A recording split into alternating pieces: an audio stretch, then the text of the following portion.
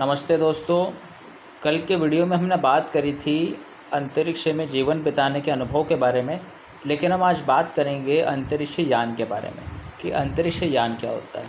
जिस प्रकार हमें अपने गंतव्य तक पहुंचने के लिए किसी न किसी वाहन, किसी न किसी व्हीकल की हेल्प लेना पड़ती है एक स्थान से दूसरे स्थान तक जाने के लिए, वैसे ही पृथ्वी से लेकर अंतरिक्ष में जाने के लिए जिसका उपयोग किया जाता है उसे हम कहते हैं यान। इसको इंग्लिश से बोलते हैं व्हीकल।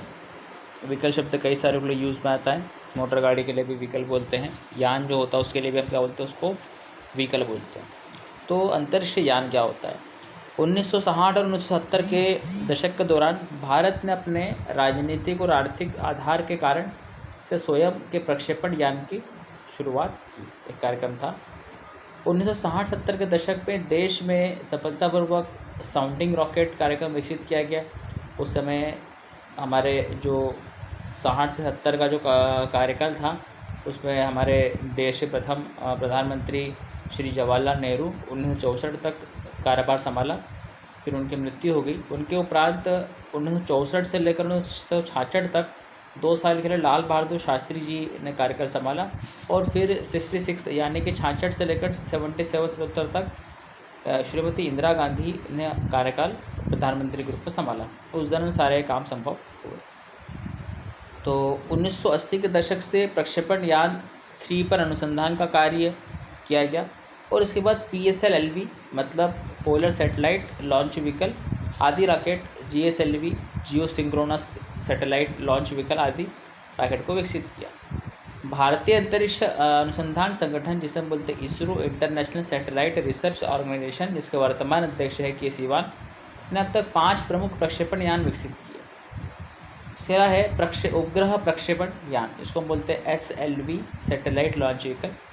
उपग्रह प्रक्षेपण यान या फिर SLV परियोजना भारतीय अनुसंधान संगठन द्वारा इसरो द्वारा 1970 के दशक में शुरू की परियोजना है, जो उपग्रहों सैटेलाइट को प्रक्षेपित करने के लिए आवश्यक प्रौद्योगिकी दैट मीन्स टेक्नोलॉजी विकसित करने के लिए की गई थी। उपग्रह प्रक्षेपण यान परियोजना APJ अब्दुल कलाम की अध्यक्षता में की गई थी। इम्पॉर्टेंट क्वेश्चन बन सकता है।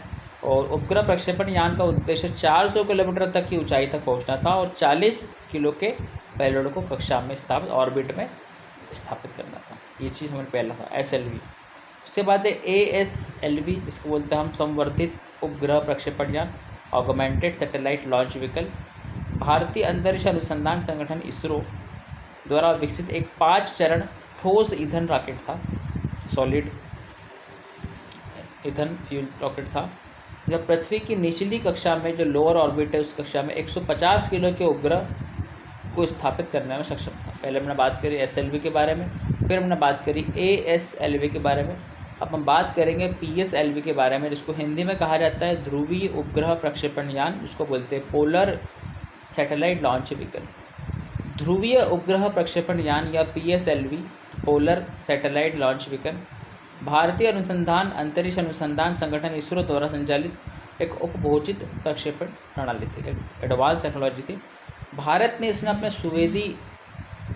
सुदूर संवेदी उपग्रह को सूर्य समकालिक कक्षा में प्रक्षेपित करने के लिए विकसित किया, मतलब सूर्य के अध्ययन के लिए और सूर्य की निचली कक्षाओं में प्रवेश करने के लिए PSLV का यूज़ किया जाता था। PSLV के विकास से पूर्व हमारे पास 2 थे, ASLV और SLV। से पूर्व यह सुविधा केवल रूस के पास थी, केवल रूस ही सूर्य की ऑर्बिट्स में उसको एंटर कर सकता था और PSLV भारत से पहले रूस के पास था। PSLV छोटे आकार के उपग्रह को भू-स्थिर कक्षा में भेजने का सक्षम है। अब तक PSLV के सहायता से 70 अंतरिक्ष यान, 30 भारतीय, 40 अंतर्राष्ट्रीय दैट मीन 30 इंडियन, 40 इंटरनेशनल विभिन्न कक्षाओं में प्रक्षेपित किया चुके। इसके बाद हमने बात करी SLV, उससे एडवांस ASLV और उससे एडवांस PSLV की बात करें, जो कि हमसे पहले यानी कि भारत से पहले रूस के पास। भू-स्थिर उपग्रह प्रक्षेपण यान GSLV, जिसको बोलते हैं geosynchronous satellite launch vehicle. भू-स्थिर उपग्रह प्रक्षेपण यान, जिसका मतलब बोलते हैं इंग्लिश में जियो स्टेशनरी या जियो सिंक्रोनस सैटेलाइट लॉन्च व्हीकल, अंतरिक्ष में उपग्रह के प्रक्षेपण में सहायक यान है। GSLV का इस्तेमाल अब तक 12 लॉन्च में किया गया है और 2001 में पहली बार लॉन्च होने के बाद से 29 मार्च 2018 को GST-6A संचार उपग्रह ले जाया गया था, यानी कि 2 साल पहले। अब GSLV Mk3 ये एक अलग टाइप का है, भू स्थिर उपग्रह प्रक्षेपण यान संस्करण 3, इसको इंग्लिश में बोलते हैं geosynchronous satellite launch vehicle mark 3 और GSLV Mk3 शॉर्ट फॉर्म में कहते हैं। भारतीय अंतरिक्ष अनुसंधान संगठन द्वारा विकसित किया गया प्रक्षेपण वाहन लॉन्च व्हीकल है। इसे लॉन्च वाहन मार्क 3 LVM भी कहा जाता है। अब बात करें भारत ने भू तुल्यकारी उपग्रह प्रक्षेपण यान GSLV, जिसको बोलते हैं जियो स्टेशनरी सैटेलाइट लॉन्च व्हीकल, या फिर उसे कहे जियो सिंक्रोनस सैटेलाइट लॉन्च व्हीकल, से संचार उपग्रहों को प्रक्षेपित किया है। उसके बाद वर्तमान में GSLV Mk3 जुलाई 2019 में इसरो के महत्वाकांक्षी प्रोजेक्ट चंद्रयान 2 को प्रक्षेपित किया गया। आपको बता दूं मैं कि चंद्रयान 2 का प्रोजेक्ट जो था वो 1000 करोड़ का था, यानी कि एग्जैक्ट पूछे तो 980 करोड़ आ सकता है एग्ज़ाम में, और 980 करोड़ नहीं आए तो फिर आपको आएगा 1000 करोड़। भारत के अधिकतम शीमन अभियान तथा उपग्रहों का प्रक्षेपण प्रमोशन वाहन PSLV, जिसको बोलते हैं पोलर सैटेलाइट लॉन्च व्हीकल, से किया गया है। और वर्ष 1994 में PSLV का पहला प्रक्षेपण किया गया था। तो इसी प्रकार से हमने यहाँ पर विभिन्न प्रकार के अंतरिक्ष यान, जो कि वैज्ञानिक जिस यान में बैठकर अंतरिक्ष में स्टडी करने के लिए जाते हैं उसे हम बोलते हैं यान। हमने बात करी यहाँ पर SLV के बारे में, सैटेलाइट लॉन्च व्हीकल के बारे में। उसके बाद हमने बात करी ASLV के बारे में, ऑगमेंटेड सैटेलाइट लॉन्च व्हीकल के बारे में। फिर हमने बात करी PSLV के बारे में, जिसको हम बोलते हैं पोलर सैटेलाइट लॉन्च व्हीकल। उसके बाद बात करी GSLV के बारे में, जियो स्टेशनरी सैटेलाइट लॉन्च व्हीकल, या फिर जियो सिंक्रोनस सैटेलाइट लॉन्च व्हीकल।